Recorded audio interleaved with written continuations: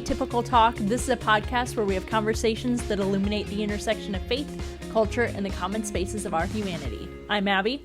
I'm Joel. And I'm Kenton. Yeah, we have a first-time guest on the pod today, Kenton Schreier, our creative arts director at the church. And it's been a long time coming. We're so excited to have Kenton on the pod with us. Excited for you guys to get to hear him and get to know him a little bit more. And he adds a lot to the conversation. So welcome, Kenton. Well, thank you very much. So our first question today is, what are you streaming or reading? Joel, what are you streaming right now? I am streaming the same thing that I talked about probably like a month and a half, 2 months ago at home, mostly. My wife and I are rewatching the show Lost that was on ABC originally. It's started, I think it came out in like 2005. We loved it when it was out, watched it every week, and had Lost parties and had people get together and watch it. It was a whole thing. But we haven't watched it in 10 years. Actually, no, in 14 years. We have not watched it since it ended. So it's kind of been fun to rewatch that. But this is back when TV shows were 24 episodes in a season. Yeah. So we're just in season 3, and it feels like we've been watching it nonstop for months and months and months because they're so long. But we're enjoying that. I'm also streaming on Max, not HBO Max. It's just Max now, right? These little CNN docuseries about presidential races from like the 1800s and 1900s, and it's just been fascinating hearing all these stories and like, oh, it's different, but it's really not different at all at the same time. So I've been enjoying watching some of those, and my wife's falling asleep as I watch those. And then I'm reading a couple things. Our whole staff is reading, and I'm rereading a book by Scott McKnight called A Church Called Tov. Tov is the Hebrew word for good, and it's about church culture and how to not have an abusive culture or a celebrity culture or a culture that leads to toxic things happening, and how to have goodness. Reading that, and then I'm also a couple chapters into a book about sin. Sounds scary, right? It's called Fully Alive by Elizabeth Oldingfield, and she actually goes through the 7 deadly sins that are found in the Bible and talks about how God offers us a way to truly live and to be truly human and to choose differently than those ways of sin like pride and sloth and gluttony and things like that. So it's been fun because it's a fresh take on sin in a really hopeful light. So it's going to be a teaching series we do at the church here in 2025. So Spoiler. Looking in that. Yeah, spoiler. I know you're thinking like, oh, now I'm going to be waiting for like February of 2025. They talked about it. So yeah, that's some of the stuff that I'm in right now. Yeah. Right now, I'm not streaming a whole lot. I mean, there's a new... she's so much better than us. I haven't watched TV at all. TV is bad for you. There's a new season of Bob's Burgers right now, so like once a week I take back the hoity-toity thing. I'm getting one episode of that every week, an occasional Halloween movie because I'm in that mood. Yeah. But I just finished reading a book called The Guide about a guide that works at a fishing resort, and then he's slowly realizing that this fishing resort isn't a fishing resort. It's a weird cover-up for celebrities. Yeah. And so that was really interesting, and right now I'm just waiting for my next book to become available on Libby because everything's like a 30-week wait, and so I'm just sitting waiting around right now. Your book sounds like like it's going to be an M. Night Shyamalan movie at some point, where it's like you think it's all about this, but no, gotcha, plot twist kind of thing going on. He was dead the whole time situation. Yeah, no. That's what a lot of my books I read are like, is a lot like M. Night Shyamalan movies. Yeah. Big twists. It's the best time of the year. It's football season, so our TV is just constantly watching football, or even I'm crazy enough to watch reruns of football. Not like, ESPN classic reruns, but like, oh, I didn't watch that game from last week. So yeah, it's all football. My wife loves it. Loves it. It's the best thing she's ever experienced. Saturday is background noise college football, which I know will make people mad. And then every other night that there's a football game on or some kind of football related thing on, it's on the TV. So yeah, constant, and I love it. I wouldn't trade it for anything. Yep. And then reading, I will continue with the most masculine answer. I read a lot of books about war or fake war or made up war. If you're familiar with like The Hunt for Red October, Clancy books, Robert Ludlum books, anything like that, I'm reading. I'm reading a really long, like multi-part series book about fictional wars. So it's riveting and thrilling and manly, violent, and then I'm reading some, good for me books, some Peter Eanes books and stuff like that following up. And then I'm also waiting for a book, but more to be released and less like waiting for Libby, but that's the worst. I hope it's not when you're waiting for it to be released, like a Game of Thrones situation where the author, like, it's been like 20 years and he says, I'm still working on the next book. Yeah. And you also think like, he's not going to live much longer. Yeah, like, that's a terrifying situation. If you're into Never a getting series. that. Never getting that. Well, our first topic today is a relevant magazine article titled 4 Lessons from the Early Church That Could Fix the Modern Church. Preston Sprinkle, the author of the article, starts by saying, I often hear Christians say that we should be more like the early church, and I must admit, I've been one of those Christians. But if we linger on how this would look, I wonder how many of us would rather stay put in our 21st century churches. One uncomfortable value trumpeted by the early Christians was their view of the church as a family. The first Christians saw themselves as brothers and sisters and mothers and fathers to everyone who is part of the Christian community. Next, when the New Testament talks about giving, it refers to redistributing money to the poor, usually poor believers outside church walls. Jesus himself said that giving to the poor is one of the main criteria of genuine faith. Third, early Christians were never fascinated with the power of the Roman military.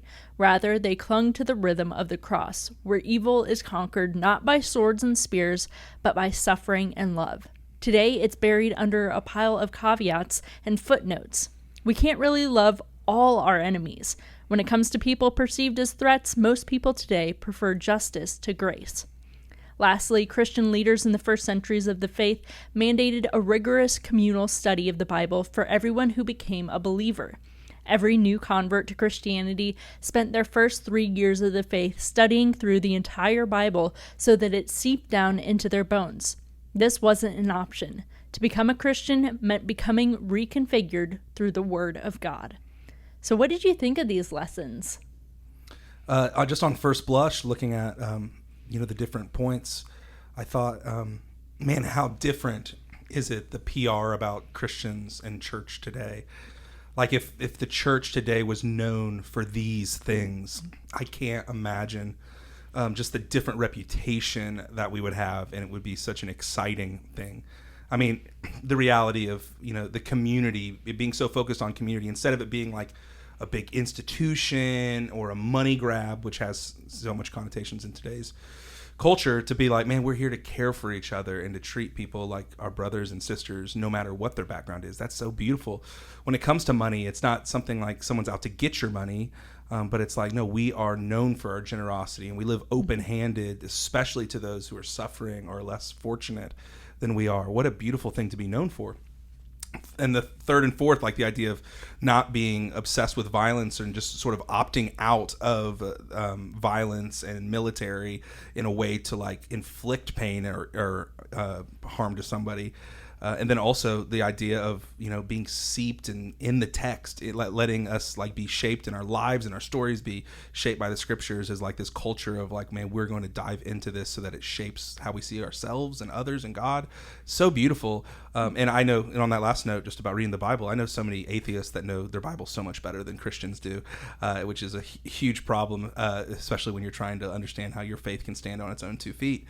So I love it. I just think it's such a culture shock to what so many people think about church and Christianity today. But I think it'd be a good countercultural movement in so many ways. So I'm excited by it. I don't think in any way, shape, or form everybody's batting 1,000 on these things at all, and it takes a lot of courage to speak some of these things and to help create that kind of a culture. But man, that kind of description is, I could give my life to that. That sounds like something worth giving my everything to, that kind of church, that kind of movement in that way. So I was excited by it overall. Yeah. What do you think, Kenton? I mean, I agree. I think I had to actually read the article a couple times because on first, like, just glance and and read through, there's just something about the phrase like, oh, it's better in the past. Oh, let's return to the past, where I felt like, I don't know, I just hear that phrase sometimes and it just brings about feelings of like, oh boy, here we go. We're going to talk Everything's about how bad great, here. how horrible things are now, even within the church world. So, I read it the first time with maybe a negative mindset, just reading through the things, realizing then once I got to the end, like, oh man, these aren't negative things. Maybe I was a bit more practical about some of them, maybe why, they had to learn the Bible so rigorously was because, not everyone could read. So, the people in power, the people who were leading the church, all of those kinds of things, like they had to know it in and out because they had to be the answer bearers. They had to be the text bearers and all of that. But, some of those things, practicality-wise, are a little bit different. Like we actually have more financial resource now to give more than they would have back then. Back then, it wouldn't have been all just financial things, but still. So, I had to reread and re-realize that, like, man, we are kind of missing some of these things. And I actually do agree that some of these we could either do better at because we're already doing as a modern church, or we could change and completely revalue how we do things. Mm-hmm. Yeah. I really think that a lot of churches can work on it, but I also notice some of these in modern churches as well. I think Bridgeway does well at some of these things, like the, giving to the poor. Not that all of our money goes to people in our community in need, but, a good chunk, 13% goes to people in need in our community. So I think that's really good. And, family, I don't know, like that I kind of push up against just because it can be manipulative. Yeah. Manipulative, yeah. And some people have, you say family as a positive thing, but they hear it as a negative connotation because of some of their broken family things too. But any institution, you talk about family, they're like, are you trying to manipulate me and try to get something out of me? Because, I can hear that as well. But like at Bridgeway, I feel like all the table groups I've been a part of, even though we don't say, we're a family, it kind of feels like that because we rely on each other and we come to each other when we need something, or if we just want, to hang out with someone. Like I can see us being family in that sense too. And so I don't know. I really like these values. Yeah, you're not just giving a family a birth, you can create people and form those family bonds that are sometimes greater than, the ones you didn't get to choose. Yeah. And I think that's some of the opportunity that the church honestly has, church capital C has, is, in a world where people might have some broken family history or not strong family relationships. It's not like we'd ever replace those things or church could replace that, but we all do have this innate sort of God-given desire to be known and to know others. And I think church can create that when it's more than just about the rows that we sit and stand in on Sunday mornings, but more about relationships. We can help create that for people, where people are loved and accepted as they are, and they're on a journey with somebody no matter what. So I think family is a huge thing. And I think a lot of people in our culture, we're experiencing loneliness like never before through studies that we see, and we can actually scratch that itch as a church, as a faith community, which is beautiful. Yeah, I think beyond just like, you brought it kind of down to the personal, like individual level. I think some of these things, can seem daunting. Like the last point when it talks about, just rigorous reading of the Bible, like how intense that seems as as an idea of just like, devoting every spare moment. Is that what I have to do? Every spare moment I have to read. But I think it can be smaller. It can be asking questions. It can be, honestly, having doubts and bringing those doubts to light. I know because for me personally, like, I'll read a scripture. Maybe it's even the scripture, the verse of the day on the Bible app. And sometimes I read that and I'm like, oh, that sounds great. But like, I don't really know the context, and everything about reading scripture, especially isolated scripture, is going back and realizing the context. And sometimes, I just end up, I guess, doom scrolling the Bible. Is it really doom scrolling when it's the Bible? That's an interesting. No, it's not. Well, hope scrolling. Yeah, maybe Revelations or something. But yeah, so like I'll just go and find myself just reading, several chapters sometimes and then just realize, oh, I was literally just looking for the context of this one verse. So it doesn't have to be, whatever from beginning to end, because how do you know where to start? Right. It feels very Star Wars-esque when people tell you where to start. Like, do I start in the middle? Do I start at the beginning? Like, I don't know. So just honestly, just asking questions can really start the ball rolling to get, you learning and having a deeper understanding of, who Jesus is through the Bible. Yeah. I think on that last point about, the mandating of a rigorous study of the Bible, one of the key words in the article talks about a communal study of the Bible, which I think for me in my journey, like being in a group of people and not doing it on my own has been the game changer, to hear other perspectives and to have people point things out that you just glossed right over. And that's what was really mandated in the early church, was this communal pursuit of God through the text. And Kenton mentioned earlier about some people not being able to read, and that's really where that started. Was there would have to be a group going together and somebody that did have that literacy background to read, but you did it together. And get me on a soapbox about like our Western mindset. It's so individualized. It's all me and God, my journey. But it's really what you see in the early church was our journey, and it was this communal kind of thing. And so I love the idea of people coming together with their doubts and questions, and people not just pacifying that, but like, well, have you thought about it this way or maybe this way? It just feels so much more organic, much more organic than just coming to church and hearing one person give a sermon and that's the end of the conversation. It's really not a conversation at all. No, so I love the idea of that communal commitment to study the Bible and to get the Bible in us in that way too. Yeah. No, I think I had the same pushback that Kenton kind of did about it seeming daunting, but yeah, I mean, all of these are communal things. And so the fact that I somehow like separated that last one was like, yeah, this is an individual thing. Just and shows the water we swim in as Westerners, right? Yeah. You read communal and you're like, oh yeah, okay. Yeah. So what would it take for churches to make these changes and look more like the early church, as they're talking about in the article? My first take on what it would take to make it happen in these changes, like I think it takes courage to talk about some unpopular things and to push back against maybe the way things have been done and ask questions about like, why have they always been done that way? Is that biblical, or is it just like sound biblical or is it just the way that we saw our parents and grandparents do it? I mean, to talk about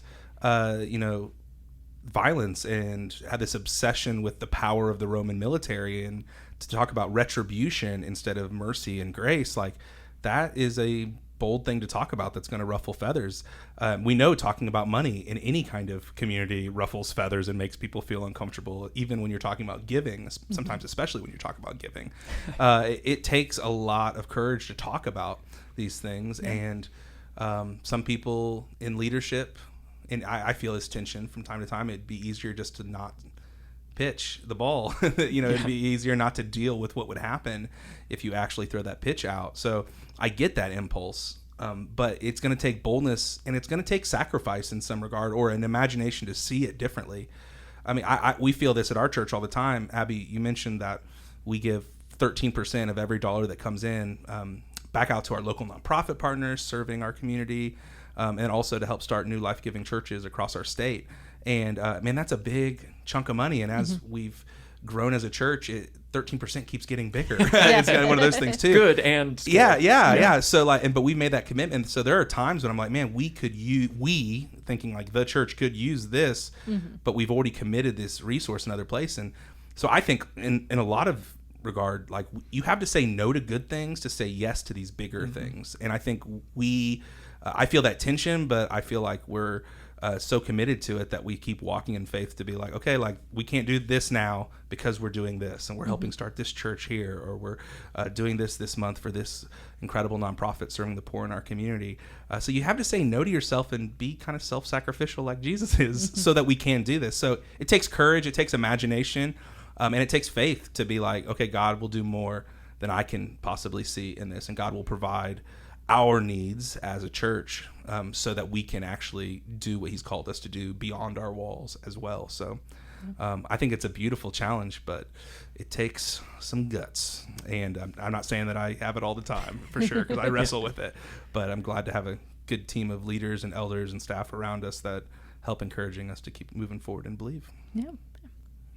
Our next topic today is a CBS News article titled "Old Ladies Against Underwater Garbage Cleaning Out One Pond at a Time on the Cape." We've all seen it. You're smack dab in the middle of a beautiful place in nature, and you see a piece of litter. Dr. Susan Bauer, an 81-year-old avid swimmer, decided she had seen enough trash at the bottom of ponds in Cape Cod, so she wanted to do something about it. About 4 years ago, she formed a group affectionately called Old Ladies Against Underwater Garbage. They've been pulling trash from some of the 996 freshwater ponds on the Cape ever since. There are a few requirements to consider when joining. First, you have to be over 64 years old. Secondly, you have to be a proficient swimmer and able to pass a test administered by Bauer. To anyone who thinks getting old means feeling old, Bauer and the rest of the group are proving that's just, well, rubbish. One of our secret weapons is we don't care what we look like. We're encased in black stuff. We can drag stuff out of the pond. We are past the stage where vanity matters, said Bauer. So what do you guys think of this story? I loved it. It just showed up on my Facebook one day, and I figured we had to talk about it. The algorithm sent you something, the great almighty algorithm sent you something positive. Yeah, positive. Yeah, beautiful. Yeah. Man, that's a story in and of itself. Yeah. I love it. No, I love this story. I feel like we share these stories on the pod from time to time. And a couple, themes from this story that really stuck out to me. One was, here's somebody who's maybe in what we'd call the third act of their life, in their early 80s, who is not just concerned with using all their time on themselves and what they want to do and just relaxing and not being productive. For Dr. Susan Bauer, it was about so much more. And so I love the reality that she's using this act and still bringing good into the world and helping people, serving people in this way. And I just love stories when, the narrative is usually, oh, now it's time for somebody else to do something, or, oh, that's a problem and I want to complain about this problem, but I don't want to do anything about it. I always love stories that you hear somebody who sees a problem and they actually step up and they do something about it. And I just love that. I'm always encouraged by that.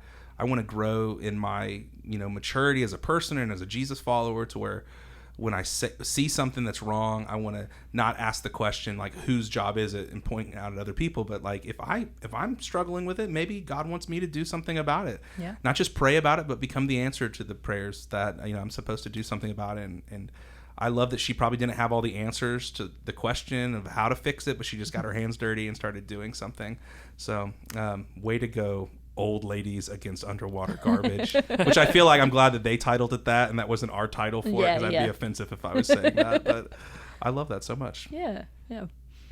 So how would you hope stories like this inspire change? I mean, I just see this story and I just see, like Joel said, people like towards the end of their like working careers, trying to figure out like what is next for me, and just realizing that like there's always something more that can both be fun but also like productive. Yeah. And I mean, I know for me personally, my wife and I count down the days to retirement, but also not because we just want to sit and do nothing, or play golf all the time or any of those kinds of things, but like we truly think that we can have time for our families and our lives, but also dedicate it to serving in places where we feel like there are needs that we just don't have the time to do, because we really value like volunteerism, but it's just, I mean, it's difficult to find time in a small family with a 1.5-year-old. So I hope that stories like this, people can see these ladies having a great time, and also using a great time and something that they really enjoy, but somehow using that in a way that like betters their community. Honestly, whether people pay attention to this or not, like who knows if, I mean, anybody sees them do this. I mean, 996 freshwater lakes, like that's a chance that nobody sees this. They're not doing it for the glory of it. They're doing it because it's fun. They like to swim. They swim a new spot, pick up trash. Yeah. I think for me, it sort of just piggybacking what he said about how I hope it inspires change, is you do see it's fun. You saw for Dr. Susan Bauer, she was an avid swimmer. So here she is. She already has a passion for something, and she enjoys doing something. And what she's doing is channeling that passion into doing something good for the world and cleaning something up and being productive and serving other people. I think sometimes we think the only way we can like make a difference is if we, leave and go to Africa or become a missionary in some place. And that's how we make a big difference. And that's how we actually do things. And it sounds like just sacrifice and suffering, which there is an element of that with everything. But I love that she used something she was already passionate about, something that was fun for her, and she just channeled that into some positivity and into serving other people and making the world a better place. I think there's a lesson in that I hope inspires us, that if you like golfing all the time, start a benefit for something, do a tournament, every now and again, or those things that you enjoy doing. How can you bring beauty and good out of it instead of being like, oh, I'm going to go and do this on Saturday and I hate everything about this and I'm dreading it. When you come in with that attitude, I don't think that that's going to actually bring the beautiful thing that could possibly happen, as long as you are thinking, I'm good at this. I like this. How can I use this? And how can God use this for good? So I hope that inspires people. Like, what do you already like? What do you enjoy doing? And how can you channel that for good in the world that goes beyond just you? Yeah, and I think that's a cool lesson in that for me. Yeah. So on the topic of this, what is a time-consuming hobby that you think you'd like to get into after you retire? And it doesn't have to be something that's good for the world, I guess, but... Oh, mine's good for the world. Oh, okay. Oh. It's rock and roll. No,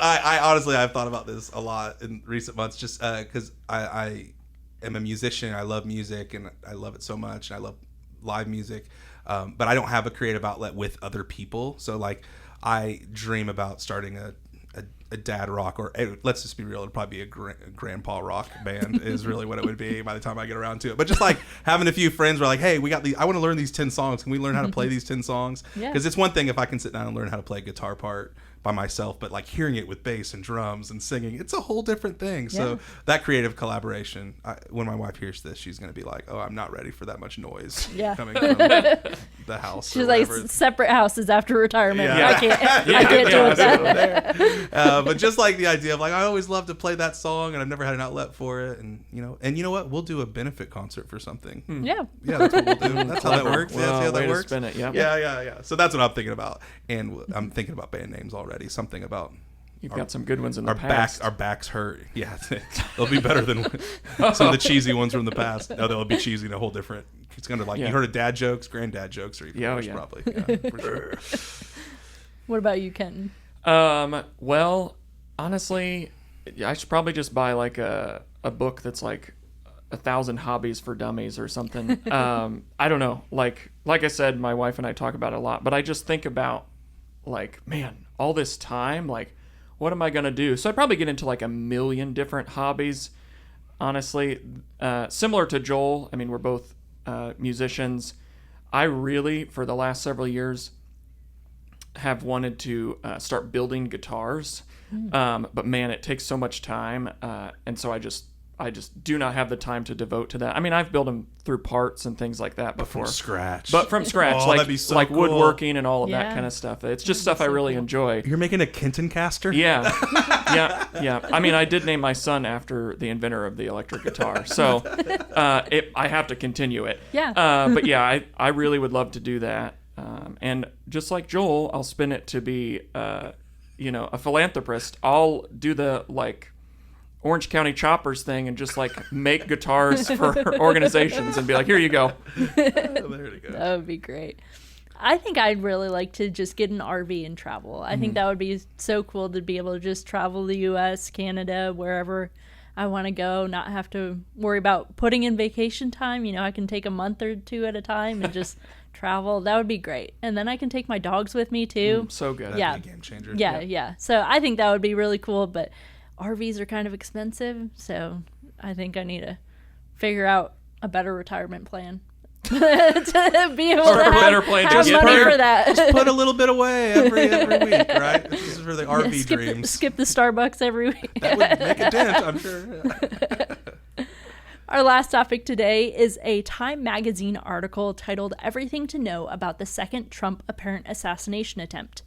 Just 2 months after an attempted assassination of former President Donald Trump in July during a rally in Pennsylvania, another apparent attempt on the Republican presidential nominee's life was foiled by authorities on Sunday at Trump International Golf Club in West Palm Beach, Florida. While Trump was golfing, a Secret Service agent noticed a man, later identified as Ryan Wesley Ruth, a 58-year-old living in Hawaii, holding a rifle an estimated 400 yards away, poking out of a tree line near the golf course. As Secret Service personnel opened fire at the gunman hiding in the bushes, the gunman dropped his weapon and other items. A witness reported seeing Ruth flee the scene. Authorities were able to pull the vehicle over on a highway around 3:30 p.m. on Sunday. We did not give him an opportunity to put up a fight. We had him contained, forced off the road, taken out at gunpoint, Martin County Sheriff William Snyder later told the media of the arrest, adding that the suspect was unarmed, relatively calm, and not displaying a lot of emotions when he was stopped. The earlier witness was brought in to confirm the suspect was the same person seen fleeing. So what was your reaction to hearing about this? It was first like, oh my gosh, again? And then it was some anger and some sadness and just exasperated by the whole situation to think like, oh my gosh, it's just been 2 months since the first assassination attempt in Pennsylvania, which was so jarring for us as a country. And then to think that, again, someone is taking their anger and their angst all the way to thinking I need to perform violence and through an assassination. It just breaks my heart, and I hate that our kids are growing up in this kind of a culture as well. And then I also just get to like thinking about how violence just doesn't work. It doesn't get the job done, and how pointless this way of thinking actually is. To think that, oh, this person who's running for president, they think there's such an existential crisis to not only our country but to our lives and our livelihood, that they would go so far to think I need to assassinate them and murder them for good, like sort of twisting it, thinking like this is for good. And I just think it doesn't work. It won't work. Like, if somebody would assassinate a presidential candidate, do they really think that the movement would be dumbed down and there'd be less of that movement? No, it would embolden that. It'd make it have more fervor and more passion than ever before, because violence just doesn't get the job done. Violence doesn't work that way. And I of course, I believe that because I'm a follower of Jesus, and Jesus, when he came to change the world, he didn't send in the tanks and he didn't take over Rome by assassinating Caesar. This isn't what he did. And he turned the whole world upside down through love and mercy and kindness and grace. And I just see that it doesn't work, and I wish people could see that as clearly as I feel like I do in these moments, because I think that there would be less people up in arms, literally, about one presidential election. So sad about it, and then just sort of frustrated that people think that violence is the thing that's going to get the job done. Yeah. There's just no place for political violence in the U.S. or, frankly, anywhere in the world. And, there's just been a history of that here, although it might seem like this is the only time it's ever happened. There's a nice long history of horrible political violence in our country and outside of this, and it's just a big sigh of what in the world is happening. It just, to me personally, doesn't make sense why that would be our answer to everything, why our default answer is to permanently remove a problem from the world in that way. It isn't the answer. It's not going to lead to what you think it's going to lead to. It's just horrific to continue to see things like that, regardless of rhetoric that's spoken about either political side or anything like that. Like, you can't use words and take words and turn them into real, like, physical weapons. They just aren't the same. Sticks and stones, man. Truthfully. Yeah. So why do you think there's been such a rise in political violence over just the past few years? overall, I think that people are finding more and more of their identity in their politics. Yeah. And when people find their identities in this tribal Republican Democrat thing, and when people that are Republicans or Democrats are talking in ways like, this is the most important election ever and our country's at stake, that rhetoric is so high and people find their identity and their purpose in who their candidate is. I think people think it's an existential crisis, so they'll justify doing horrific things because they think it's the right thing. Yeah. And I think we've just seen that over the last 6 to 8 years of people being so entrenched in, like, their first name is the person they're voting for. And the first name of my enemy is the person that they're voting for. And they see things in black and white, good and evil. It's really probably easy for people to go to violence. Most violence in our world history has been because people are convinced that they're right and the other people are going to do evil if they don't do something about it. And so I think that we're living in a time where people's partisan politics are almost a religion for them, and people will do bold things, horrific things, good things, and evil things in the name of their religion if they think that God is on their side. And I think we've seen that because people get so entrenched in it to where they feel like this is a crisis, and if I don't act, then everything's going to hell in a handbasket and our country's done with. And when you raise the stakes that high, when you think one person is going to take the whole thing down or one person is going to save everything, I think people will resort to violence because they think it's the right thing to do. Yeah. Which is, it's just, in my opinion, so short-sighted. And it's like we've been talking about, it's not going to get you where you think you're going to go, especially if you're a follower of Jesus. I think there's just different ways we've got to look at these things. Like, no candidate is going to come in and save everything, and no candidate's going to come in and thwart God's plan. God is not up in heaven on his throne being like, oh, I hope this person doesn't win because then I'm in trouble. That's not how it works. And I think sometimes we think that God is anxious about this and we need to do something for God because God can't do it himself. Yeah.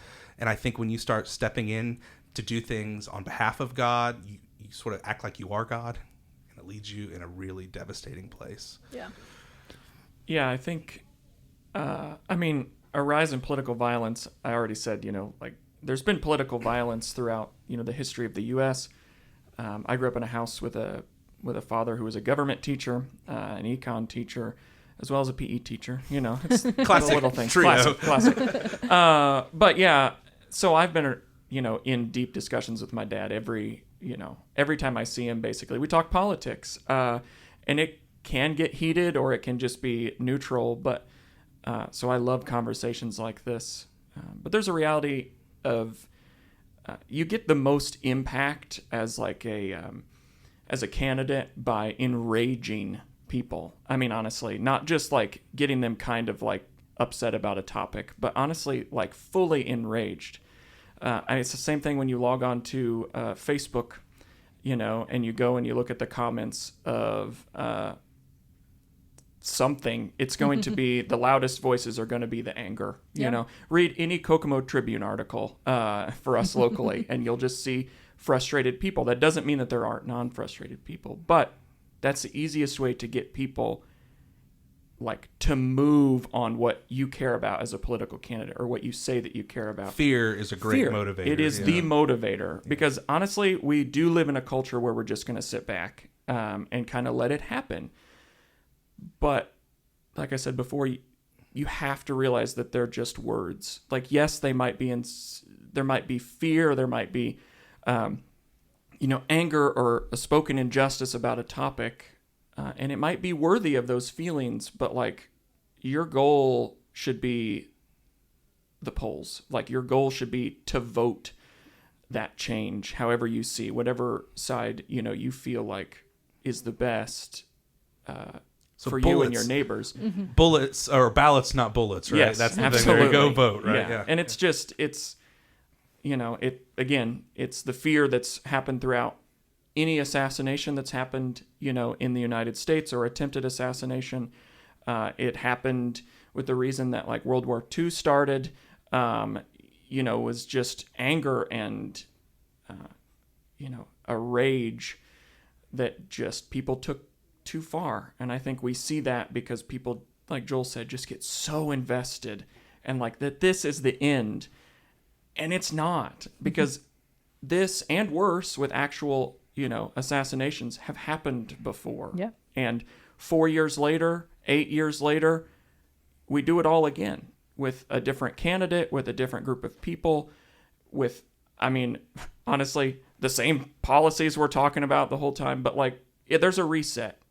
And I know we get scared and we say like it's the end of the democracy, but like the U.S. has been a democracy for a long time, and that is, frankly, unusual that we've been able to maintain this democracy over world wars, over civil wars, all these kinds of things, and we're still here, and we're still chugging along, we're still living life, for us, and ultimately, like, it's not worth getting that worked up about.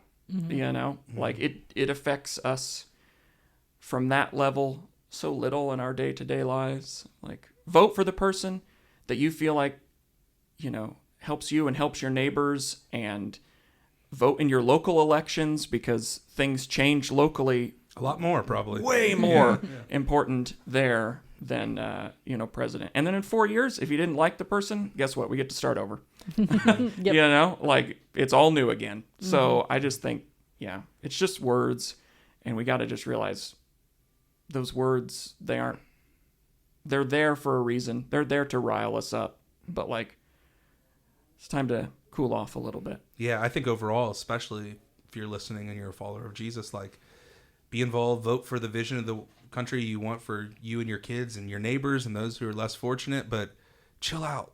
Understand that, like, God's still on the throne, and we've been through a lot of this stuff before, like Kenton said, and we're still here. So don't let the fear-mongering drive you to these dark places.